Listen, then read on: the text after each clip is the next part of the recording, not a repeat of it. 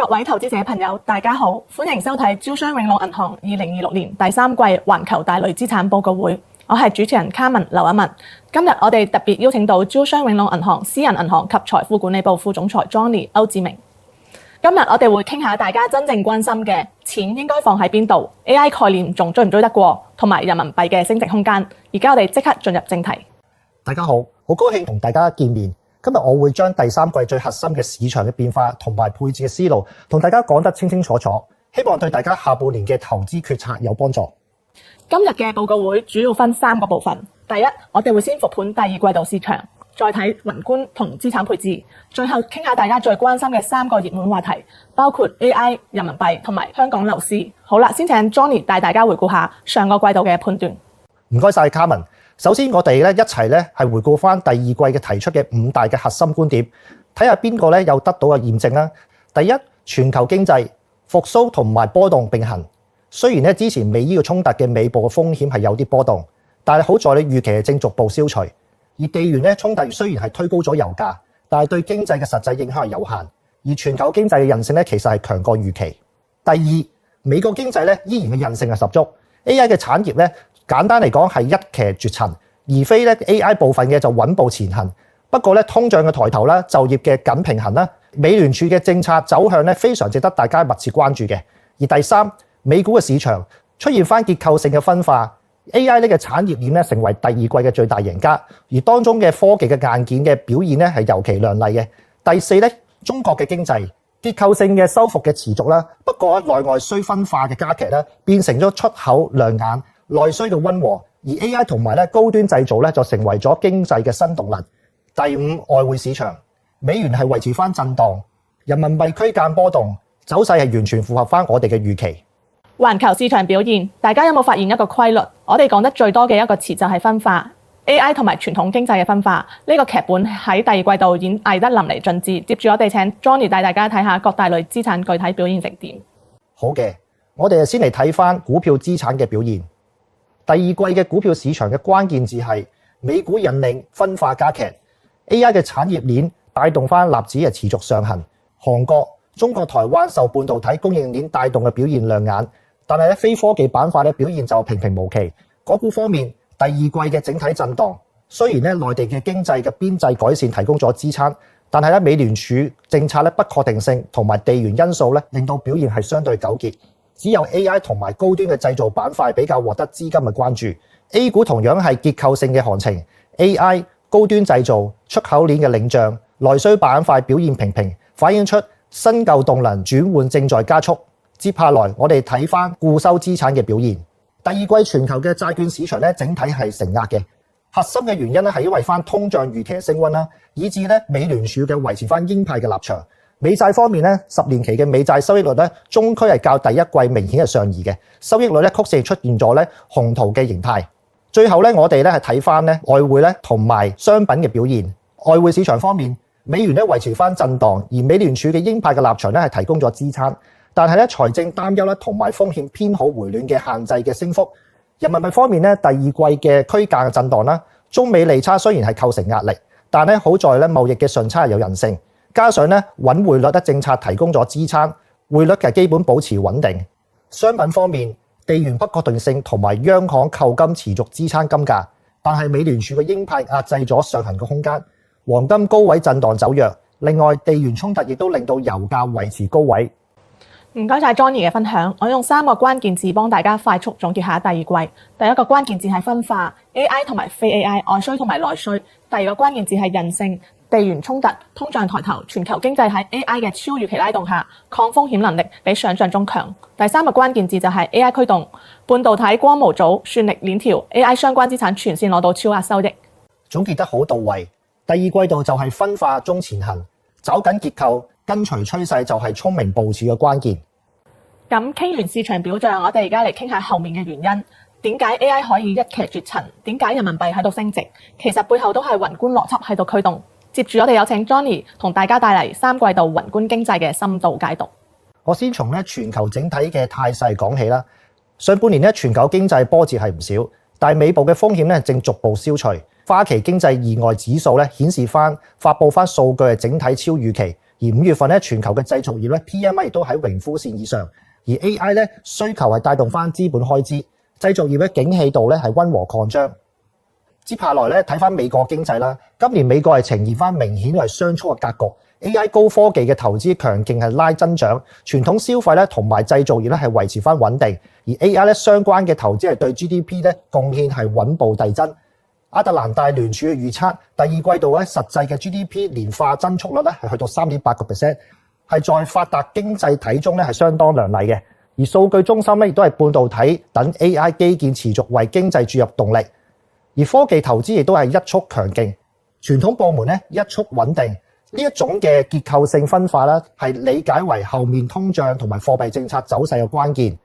咁而美國經濟嘅通脹啦，高增長嘅同時咧，通脹壓力咧係重新抬頭。中東嘅衝突咧，以來嘅通脹咧明顯係抬升，特別咧係關注翻 PPI 咧，即係生產者價格指數係已升到2022年咧以嚟最快嘅增速。上游嘅成本嘅上漲咧，壓力係正在快速咁傳遞去下游嘅。而當前呢個通脹面臨翻雙重嘅壓力，供應鏈嘅成本咧推動啦，再加上咧地緣個衝突咧，令到能源係有日價，通脹嘅黏性咧係比年初預期係更強嘅。就業市場係偏緊，但係程度係尚算可控。1至4月新增非農就業嘅月均係7.6萬，勞動力市場係偏緊，但係節奏放緩，主動離職率係處於溫和嘅水平，代表住工資嘅增速咧短期內係唔會咁快上升，對控制通脹嘅積極信號。總結嚟講，就業穩健，工資溫和可控，勞動力供需矛盾無激化，呢個亦都係美聯儲貨幣政策需要權衡嘅重要因素。接下嚟咧，我哋就一齊睇翻美聯儲嘅政策嘅立場，係先梳理翻一條嘅時間線。喺1月30號咧，沃什咧係獲得聯儲局主席嘅提名，而2月27號咧，美伊衝突嘅爆發啦，4月8號咧停火嘅2個星期，亦都5月11號咧多位聯儲局官員咧發表鷹派嘅言論。而時間線嘅清晰咧，可以睇到咧，市場係對年內嘅美聯儲嘅政策預期咧係從降息轉向加息嘅方向。同時咧，投資機構咧亦都對未來12個月咧預期係分歧都較大，市場咧亦都係仍然係重新定價當中嘅。美聯儲你當前咧釋放翻鷹派嘅信號啦，本質上咧係預期管理而非政策嘅轉向，通過咧引導翻市場重新定價嘅利率路徑來去收緊翻金融嘅條件，實現翻價格發現啦。但係喺通脹黏性咧尚未確認嘅失控同埋勞動力市場仍係具韌性嘅背景底下咧，真正啟動翻加息嘅門檻極高，更多係以鷹派嘅姿態咧係對沖翻市場過早寬鬆嘅風險。講完個美國，目光亦都轉翻去中國國內，中國經濟延續翻收復，但總量嘅節奏放緩，而且結構亦都差異大，基建同埋製造業保持韌性，房地產受壓，消費增速放緩，出口維持翻高增速，出口景氣度咧高係上半年最大嘅亮點，但係咧內需嘅表現平淡。餐飲嘅放緩，商品社零嘅收縮，外需內需嘅分化進一步加劇咧。出口強係因 AI 投資週期帶動翻電子產業鏈需求，再加上新興市場嘅訂單嘅轉移。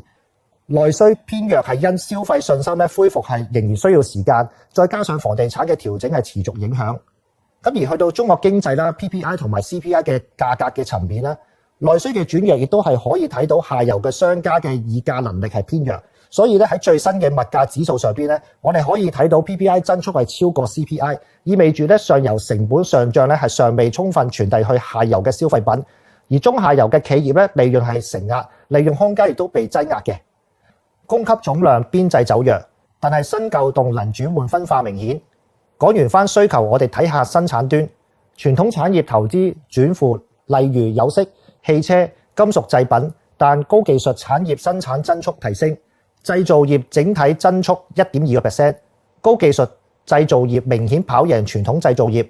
新舊動能轉換唔係抽象嘅概念，而係實實在在嘅數據。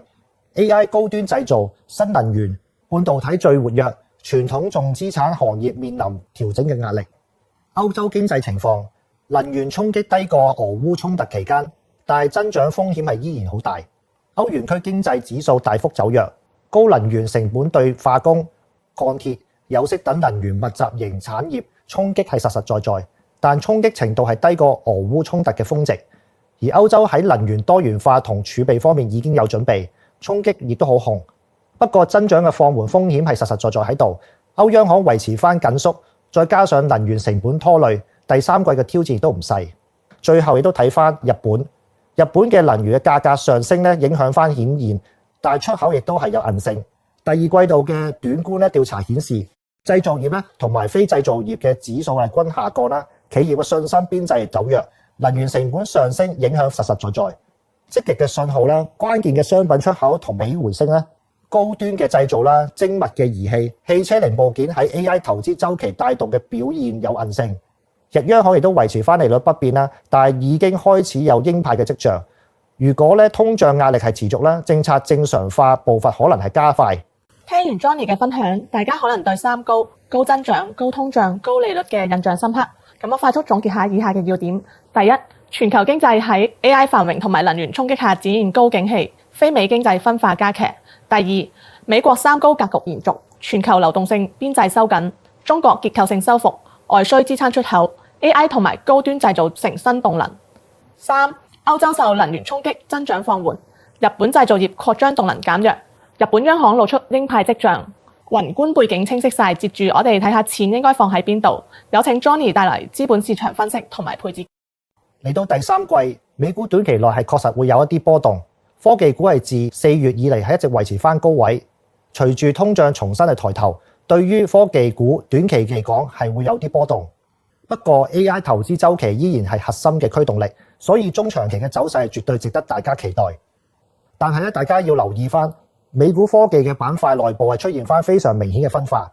表現上係硬科技大幅跑贏軟件 ，AI 嘅浪潮係為市場帶來咗好龐大嘅基礎設施投資嘅需求，令到一眾賣產人企業係先受益，當中包括超大規模嘅雲廠商，例如谷歌、Meta、微軟、亞馬遜，晶片設計商就有例如英偉達、AMD、ARM、博通。同埋晶片嘅製造商，例如台積電、三星同埋海力士。而近期呢啲嘅龍頭企業公布嘅財報亦都係超越翻預期，資本嘅開支嘅指引亦都係紛紛上修，令到資金重新回流翻 AI 嘅龍頭股。可以咁講，硬科技依然係當前美股最主要嘅驅動力。而去到美債方面，短期嘅油價回落係帶來翻利率嘅收復，長期嘅利率中區亦都可能係處於翻上行嘅區間。另外美股喺盈利嘅帶動之下震盪上行，喺今次美債嘅通脹同埋經濟預期向好嘅雙重打擊之下整體係受壓，出現咗利率中區上移嘅跡象。回顧翻歷史，喺2025年關稅落地之後經濟係走弱，利率係下行，但係嚟到2026年美伊衝突係推高咗油價，導致翻通脹係預期上升，加上翻基本面嘅走強。雙重嘅因素一齊嘅推升利率，而當中基本面走強亦都貢獻翻，其實係非常之大。短期之內如果油價有所回落利率亦都可能會有一個收復性嘅下行。但係由中長期嚟睇長期嘅利率呢個中區依然係有可能處於上行嘅區間，除非我哋能夠睇到經濟走弱嘅切實嘅證據。所以喺策略上我哋建議大家係以票息策略為主，盡量避翻開長期債券嘅利率風險。至於港股方面，因為佢本身嘅硬科技含量係相對較低，所以喺呢一波嘅 AI 熱潮當中，佢嘅彈性係弱過美股。例如我哋睇翻恒生科技指數當中嘅軟件加上翻可選嘅消費就佔咗指數權重接近一半，而半導體嘅行業佔比就係只係大概 12.6%。不過港股勝在自身嘅估值泡沫係細，再加上南向嘅資金係持續大規模咁流入，令到港股嘅底部支撐係非常充足，下行嘅空間其實係有限。所以喺結構上邊，港股嘅策略我哋係建議翻大家要係聚焦兩端，一端就係 AI 嘅硬科技，精選少數可以係受益翻全球 AI 產業鏈景氣傳導去優質嘅標的物，呢類嘅公司嘅業績確認性非常高。而另一端就係高股息嘅板塊，喺現時利率上移嘅環境底下佢係兼顧翻票息收益同埋估值支撐，安全邊際係較好。再睇埋 A 股，由歷史嘅數據嚟睇，A 股嘅估值係從未試過連續3年出現翻擴張，可見嘅流動性嘅鬆緊係對估值嘅影響係真係非常大。當流動性嘅寬鬆嘅時候成長風格亦都會係佔優。相反當流動性係收緊嘅時候，估值嘅擴張亦都會係受到限制。隨住而家海外嘅流動性預期係有所收緊，A 股由流動性驅動嘅估值行情將會係受到限制。接下來咧，市場係需要由基本面咧同埋產業景氣度咧入面去尋求翻全新嘅驅動力，而 A 股新嘅驅動力正正就係喺 AI 產業嘅景氣度。我哋係由圖表可以清清楚楚咁睇到，喺業績改善期嘅之內 ，A 股嘅表現其實係唔差。目前咧，全球嘅半導體嘅銷售週期咧依然喺度上升，反映翻 AI 產業鏈嘅景氣度咧係正處於上行通道之中。所以咧，我建議大家接下來咧係要密切跟蹤翻半導體嘅銷售數據，而 AI 嘅企業嘅資本開支計劃同埋下游應用落地嘅邊際進展。如果景氣度係走弱嘅話，市場就會面臨調整。但係如果咧數據係超過預期嘅話咧，就依然有上行嘅空間。喺外匯方面，第三季對於人民幣嘅研判，我哋維持翻延續溫和升值。背後嘅支撐因素係包括中國出口係富有韌性，貿易順差維持翻高位，以及係結匯嘅動能咧係有所提升。同時咧，人民幣嘅資產咧係全球配置價值係提升，亦都正係持續吸引翻跨境資金嘅流入。而限制嘅因素咧，主要係咧中美嘅利差倒掛擴大，所以綜合法嚟講，大概會維持翻溫和嘅升值，而升幅亦都個幅度咧就會受到中美嘅利差嘅約束。而最後一齊睇下黃金，黃金今年嘅表現整體上係弱過前兩年。我哋可以由佢兩個核心嘅屬性去拆解。第一就係金融嘅屬性，目前表現翻中性偏空，因為咧實際利率咧走高會變成咧持有黃金嘅機會成本，令到佢嘅持有嘅吸引力咧係有所降低。第二就係貨幣嘅屬性，呢方面依然係為金價提供強大嘅底部支持，因為咧全球嘅央行持續增持，而且喺地緣嘅不確定性之下，避險同埋儲備嘅需求將會長期存在。所以咧，我哋要綜合翻判斷去睇第三季嘅黃金大概嘅機會率咧係維持翻震動嘅格局。上邊有實際利率嘅壓制，下邊有央行購金同埋避險嘅需求支撐，出現咧大幅單邊漲跌嘅可能性係唔大嘅。唔該晒 Johnny 嘅詳細分享。聽完你嘅分析之後，大家對第三季各個市場嘅底層邏輯應該完全清晰晒。咁最關鍵、最核心嘅問題就係我哋手頭上嘅資金具體應該點樣配置呢？有請 Johnny 為大家俾出第三季嘅大類資產配置。相比起第二季，我哋對第三季嘅配置做出咗一個嘅調整，直接同大家上結論。首先睇翻美股，我哋係喺呢個嘅季度俾到標配。雖然我哋對美股嘅中長期走勢依然係持有樂觀嘅態度，但係咧 AI 嘅投資週期咧對市場嘅支撐咧依然好強勁。喺考慮到短期內嘅通脹嘅壓力同埋目前嘅估值嘅水平，並唔建議大家盲目咁樣大幅加倉，維持翻標準配置嘅就得啦。而喺美債方面，我哋就俾到標配嘅評級，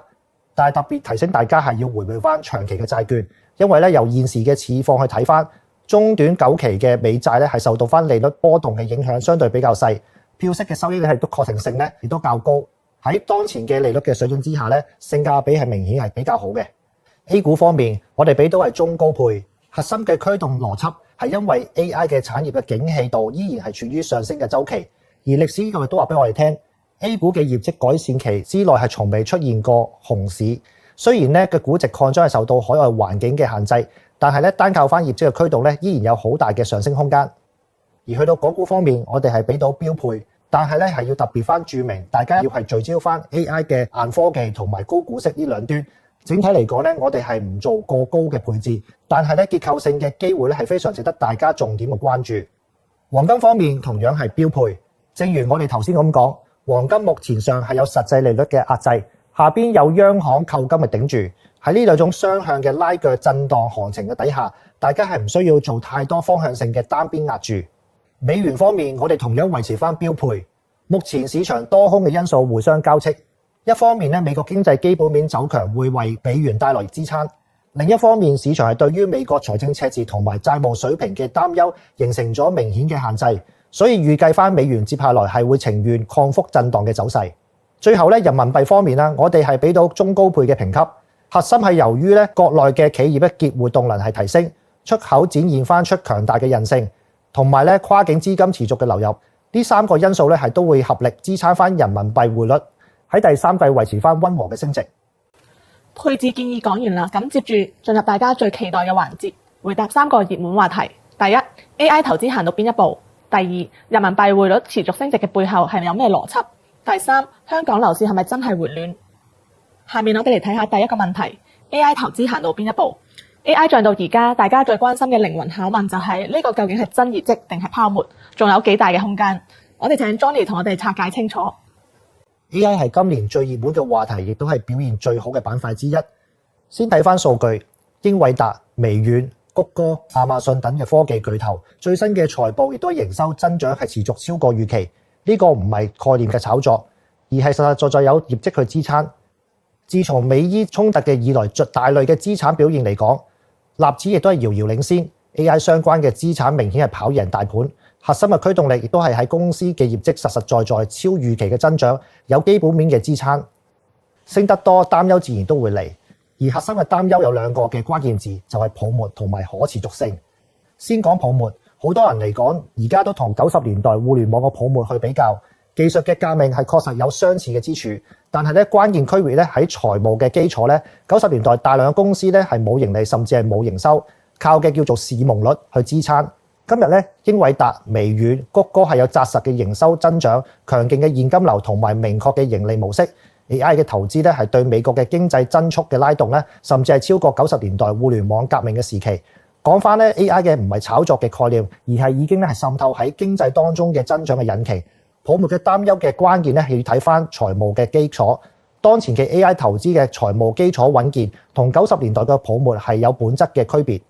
再講翻可持續性，核心嘅問題咧就係 AI 嘅投資熱度咧可唔可以繼續持續？資本個開支咧係會唔會出現斷崖式嘅下降？3個維度咧俾大家信心。第一， AI 嘅投資深度陷入經濟，唔係短期嘅跡象。第二，技術咧嘅傳達未停過，大規模嘅模型嘅參數推理多模態嘅能力持續突破，算力嘅需求有持續嘅動力。第三，商業模式嘅驗證，雲廠商嘅巨頭 AI 收入係開始放量，投入產出閉環正在形成，技術嘅更新啦，經濟嘅拉動，商業模式嘅驗證，三重嘅支撐底下，唔係短暫嘅狂歡。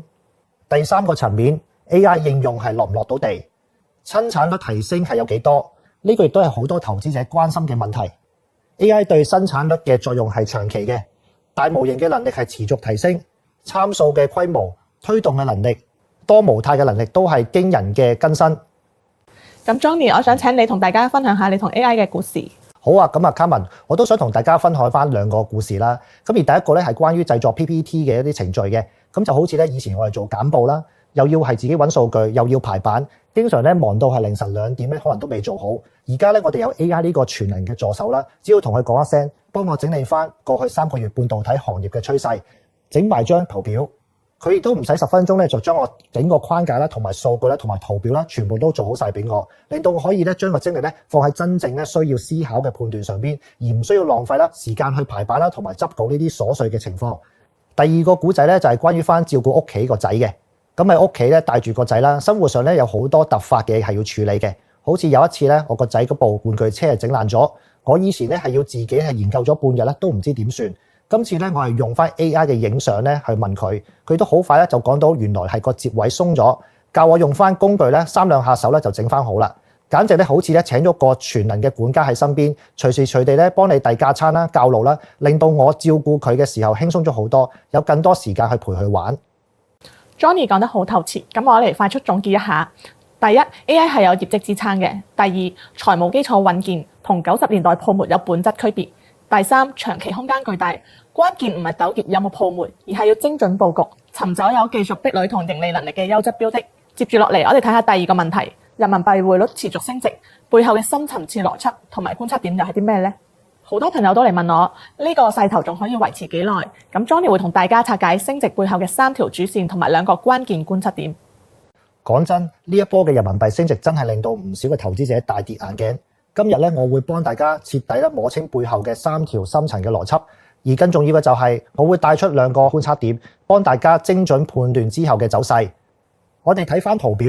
近呢1年咧，人民幣對美元嘅升浪咧，其實並唔係一條直線行晒咁單邊嘅行情，中間咧清清楚楚分開咗3個階段，背後嘅推動力亦都各有不同。首先我哋睇第一個階段，亦即係2025年全期，當時咧人民幣對美元咧雖然係升嘅，主要係靠美元自己貶值帶動。如果攞翻人民幣對一籃子非美貨幣嚟睇，實際上咧仲貶值咗5.1%。所以呢個階段咧純粹係美元弱，而唔係人民幣自身有幾強。而去到第二個階段，即係2026年初1月同2月嘅時候，呢陣子咧人民幣就真係展現出全面嘅強勢，當中咧美元貶值咧只係貢獻咗0.6%，而人民幣對一籃子嘅貨幣咧自身嘅升值貢獻咗就達到1%。呢個時候咧，人民幣唔好再好似以前咁被動跟隨美元，而係自己發力踩油走強，整個匯率嘅格局咧出現咗根本性嘅轉變。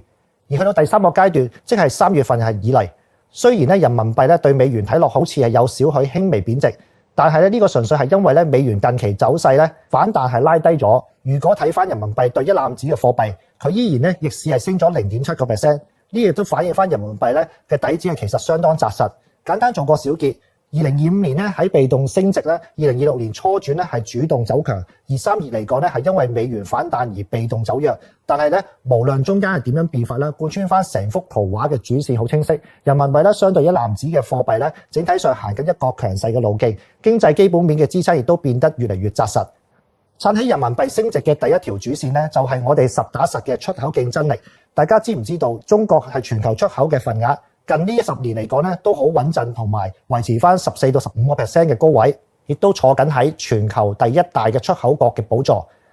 睇埋第二條主線，就係2025年年底出現嘅集中結匯潮。當時銀行結匯潮係順差衝上咗一個非常明顯高嘅高峰。呢度有個關鍵嘅數據頂住。平時企業係都係代客結匯率中區平均大概係喺60% 左右，去到2025年年底居然係一口氣飆升到70%。原因好簡單，各大企業係對人民幣嘅升值嘅預期增強咗，加上咧適逢翻年底係要進行季節性嘅結算，令到咧成個結匯需求咧係喺短時間內咧集中釋放，企業咧紛紛係將手頭上嘅外匯咧係換翻做人民幣，本質上咧即係令到人民幣嘅需求係大增，直接咧推高咗匯率。呢個需求亦都係實打實。有實體嘅經濟喺背後支持。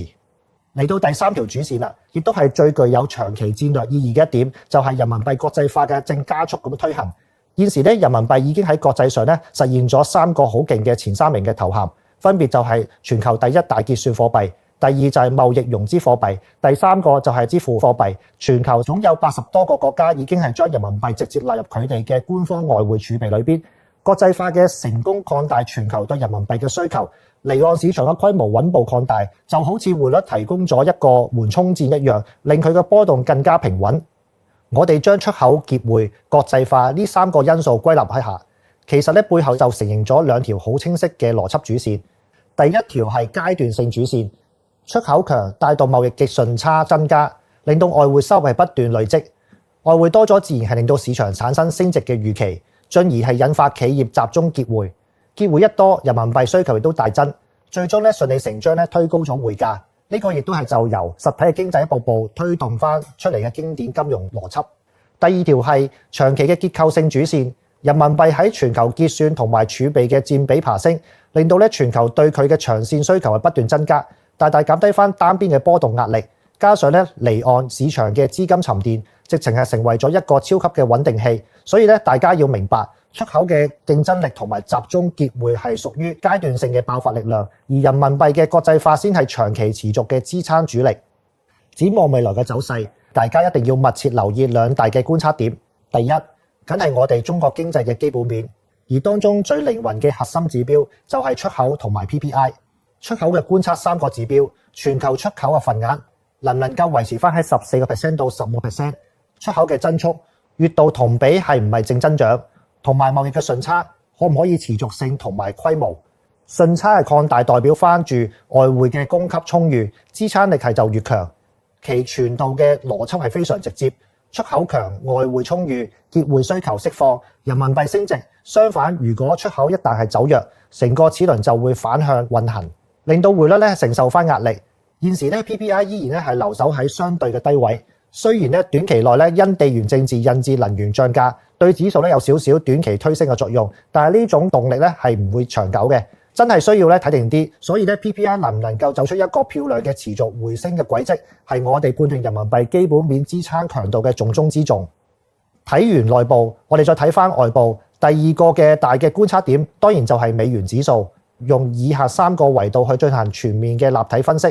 第一個維度就係美聯儲嘅貨幣政策，而第二個維度係睇美國自己嘅經濟基本面，第3個維度就係避無可避嘅地緣政治風險。所以用呢3個維度去追蹤，係絕對係幫到大家捉緊人民幣嘅外部環境嘅最佳嘅框架。聽完 Johnny 嘅分享，人民幣呢一塊大家要記住3條主線，2個觀察點就得啦。3條主線分別係：第一，出口競爭力，呢個係基本面支撐；第二，2025年末集中結匯，呢個係短期推升；第三就係人民幣嘅國際化，呢個係長期結構性嘅支撐。2大觀察點分別係：第一，中國基本面，主要係睇出口份額同埋 PPI；第二，美元指數，主要係睇美聯儲政策、經濟基本面同埋地緣風險3個維度。人民幣匯率喺內部基本面同外部環境共同作用嘅結果，建議持續跟蹤2大觀察點，動態調整配置。第3個話題，香港樓市，好多朋友關心香港樓市係咪真係回暖，可唔可以上車？我哋而家請 Johnny 用數據同埋邏輯同我哋講清楚。先同大家切實分享一下近期香港樓市嘅核心情況。咁我先問個背景問題，香港經濟近期有咩特徵呢？出口同埋地產又有啲咩關聯？其實香港經濟最核心嘅2大火車頭引擎，出口同埋地產，目前好難得係咁一齊行緊入去回暖嘅通道。受惠於全球貿易嘅環境改善，加上內地嘅強勁嘅出口競爭力係提升，香港作為轉口貿易港直接受益。出口加速帶動翻企業盈利改善啦，同埋就業嘅穩定。當大家手頭充裕咗嘅時候，地產端嘅房價領先指標亦都係持續回升，同整個經濟回暖嘅步伐形成一個非常健康正向嘅循環。香港18區具體到各個區域價格表現成點？係普漲定係局部熱點呢？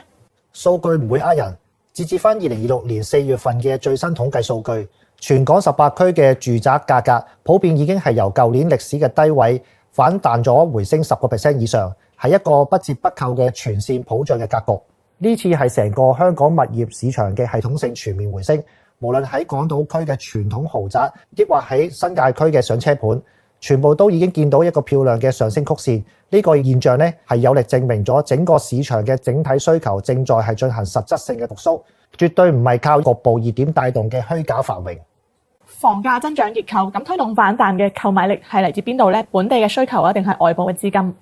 我哋準備嘅核心圖表可以一目了然。呢一輪嘅樓市大反撲，本質上係一個雙軌並行嘅超強格局，由2大核心驅動力同時踩油發力。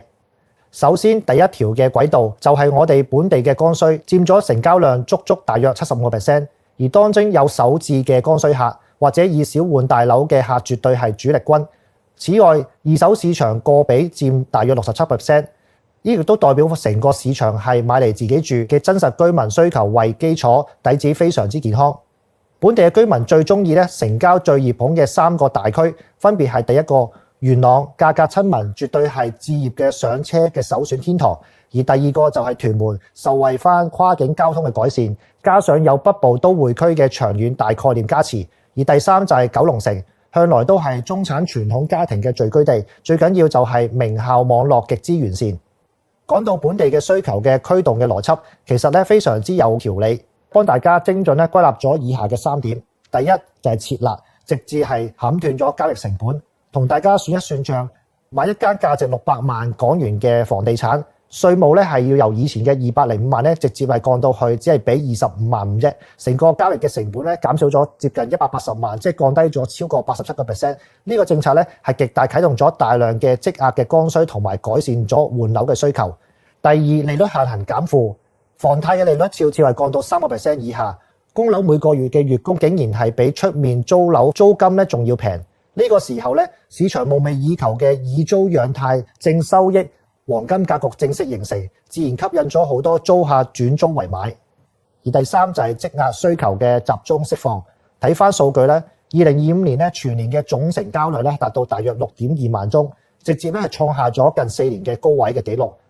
睇埋第二條軌道，就係大陸居民同埋新移民各類引進嘅人才。雖然佢哋佔成交總量大概25%。比例係唔及得本地嘅需求，但佢哋嘅增長嘅速度同埋對高端市場嘅影響力絕對係不容忽視。喺2025年內地居民喺香港買樓嘅總成交金額係達到驚人嘅1380億港元，總宗數去到1.39萬宗。呢兩個指標亦都係雙雙打破咗歷史嘅高位。呢群嘅大陸買家嘅驅動嘅邏輯同樣有3大嘅支柱支撐。第一個支柱就係跨境全球嘅資產配置同埋避險嘅需求。現時全港5000萬港幣以上嘅頂級超級豪宅嘅新盤內地嘅實力客咧比例居然咧係接近70%。香港嘅優質房產咧已經成為咗呢群高端值人群進行全球化分配資產同埋資產避險嘅重要工具。而第二個支柱咧就係優質教育嘅資源驅動。香港咧獨一無二嘅頂尖國際學校網絡、大學預科國際文憑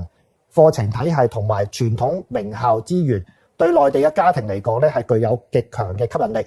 而第三個支柱咧就係政府咧源源不絕嘅人才政策紅利。透過高端人才通行證計劃等一連串嘅搶人才計劃，香港已經成功引入咗大約26萬名擁有中高收入、專業背景嘅群體。呢班新香港人咧定居咗之後啦，源源不絕咁係喺本地樓市咧注入持續新鮮嘅購買力活水。講完咗兩條黃金軌道嘅邏輯，我想為各位咧特別補充一個更深層次嘅延伸思想，大家留意下。近呢3年咧，隨住美聯儲利率下降，香港嘅利率亦都同步下行。呢個正正就亦都直接促成咧香港地產價格築底反彈，節節上升嘅金融大背景。更加妙嘅就係香港咧地產嘅價格咧，仲有一個咧全球都好罕見嘅獨特之處，符合翻條件，買家最低可以做到1成嘅首付。呢個亦都意味住咧閣下相當於咧可以用高達10倍嘅槓桿去參與翻物業嘅投資。當低利率疊加高槓桿嘅時候，成個物業嘅資產價格嘅彈性咧就會被顯著放大。其實呢種金融嘅邏輯絕對不僅限於房產嘅投資，喺香港財富管理領域入邊，好多優質嘅金融產品一樣可以透過融資、資產抵押等靈活嘅方式去進行精準嘅配置。佢本身底層嘅玩法同買樓嘅一模一樣，就係透過設計一個聰明嘅投融資組合，借用翻低成本嘅槓桿，喺極大嘅提升你手頭上每分每寸嘅資金嘅投資效率。不過 Johnny 喺度一定要溫馨提示大家，槓桿從來都係一把雙刃刀，佢雖然可以幫你放大收益，但當市況逆轉嘅時候，一樣可以放大你嘅波動同埋虧損嘅風險。所以大家做任何投融資決策之前，都一定要充分評估好自身嘅風險承受能力，先好做進一步嘅部署。Johnny 講得好透徹啦，記住雙軌並行4個字，本地剛需提供成交量，基本盤保穩定，大陸資本集中中高端，推升核心區域嘅價格彈性。兩條軌道互補構成回暖完整途徑，高槓桿放大咗資產價格彈性。呢個邏輯喺財富管理投融資領域同樣適用，但要留意槓桿嘅波動風險。3個熱點話題全部結束，最後同大家做一個簡短嘅總結，將今日嘅核心要點串起身。第二季市場分化同埋 AI 驅動貫徹始終。宏觀格局，美國3高：高增長、高通脹、高利率。美聯儲鷹派，中國結構性修復，外需領跑 ，AI 同埋高端製造成為新動能。歐洲受能源衝擊，增長放緩。日本出口有韌性。資產配置建議方面，美股標配，因為 AI 長期向好，但係短期有擾動。美債標配，主要係迴避長端。A 股中高配，主要跟蹤 AI 景氣度。港股標配，聚焦 AI 硬科技同埋高股息。黃金標配，人民幣中高配。3個熱點話題 ：AI 業績支撐同埋長期空間。人民幣升值3條主線同埋2大觀察點。香港樓市雙軌並行嘅反彈動力。以上就係本次報告會嘅全部內容，希望大家對第3季市場有更加清晰嘅判斷。投資路上不迷茫，我哋下一期再見。